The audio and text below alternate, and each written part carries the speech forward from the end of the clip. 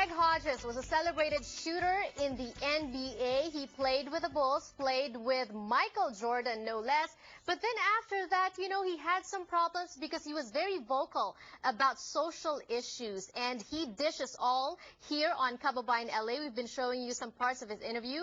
And here is the latest part. And don't forget, he is going to the Philippines, coming to Manila. Make sure you tell your friends and family about that as well.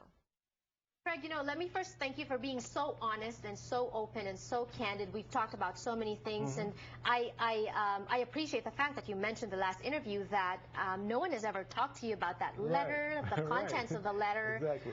Kevin is here. We're going to be talking to Kevin later about this idea of bringing Craig to the Philippines because it's his idea. Is it really? Yeah, it's our idea. It's your idea. And you are Filipino, right? Yes, Just for the record. Just for the record. His name is Kevin Gray. He looks Mexican, but yes, he is Filipino. We're talking about that later. Yes. Craig, okay, so the letter, you told us last time what it had, and so it's not what was written about. They had different connotations of what it had. How did the president react? He was cool. That's what I tell people. I said the way that I was received by the president was amazing to me. It was one of those things. He asked me, he thought I was actually African. Okay. Because sometimes people say I look Sudanese or Ethiopian, whatever. But when I had the garment on, he was like, "Oh, where are you from? Where'd you get this beautiful garment?" And with much respect. And when I told him I wrote a letter to him, he told me to give it to the press secretary, which I did, and that he would take it out and read it. And this was with President Bush, right? The father. Do you think that if you did that now with President Obama, things would be different? Oh, totally different. If Clinton would have been in office, I think it would have been different. Right. You know, but the political climate at that time in the country was one that was at a fervent patriotic spirit because of the war. So people looked at what I was doing as being anti-patriotic.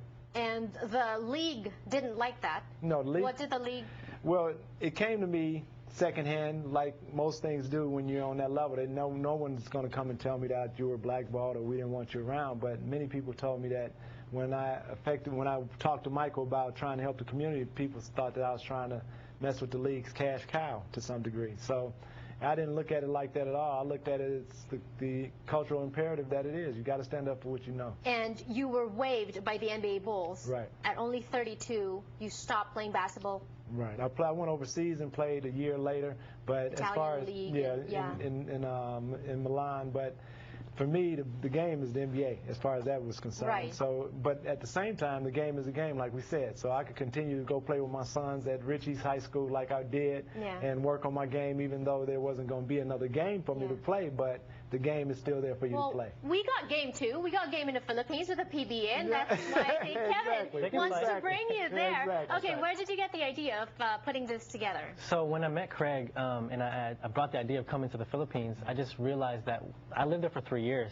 So when I saw that the country, it's unrivaled as far as the spirit and love for the game of basketball. And when I saw the way he coached and the way he would spend time in the gym before and after, and just how he loved to teach how to shoot, I thought that the players in the Philippines, especially the youth, and even up to the pros, they can learn a thing or two, and it can just kind of elevate the game of basketball in the country. Very inspiring. And you know, he speaks not just about basketball, he speaks about all the other things. It's about being human, being a person, being, you know, responsible for your actions, and using your fame for something bigger than yourself.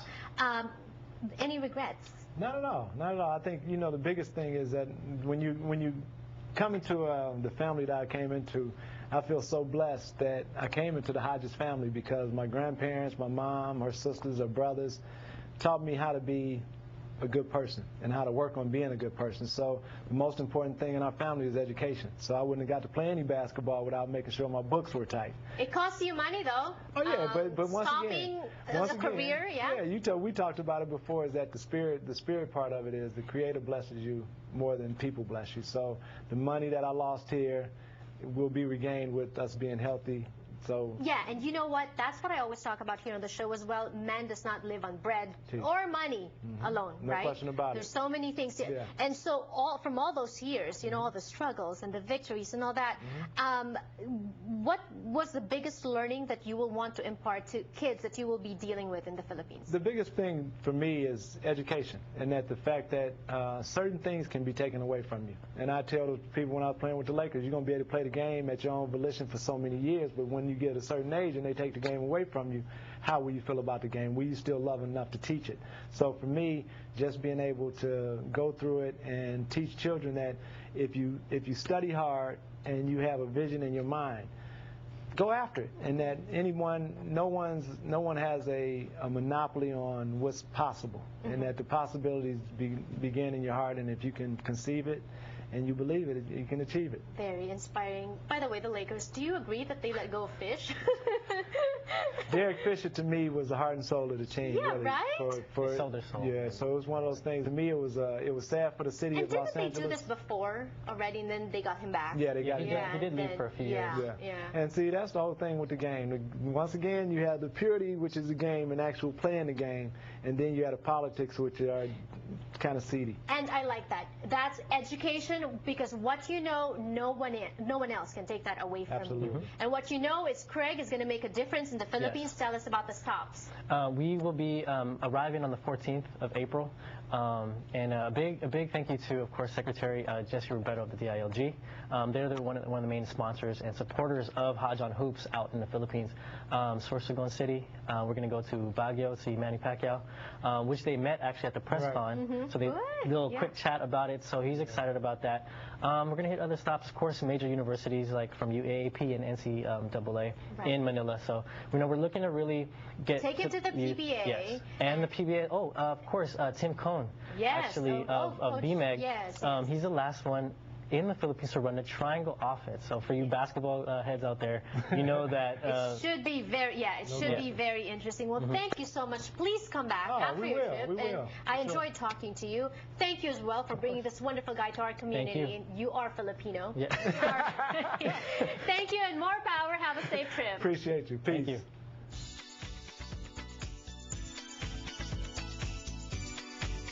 Ang Kababayan LA ay hatid sa inyo ng McDonald's at ang mga bago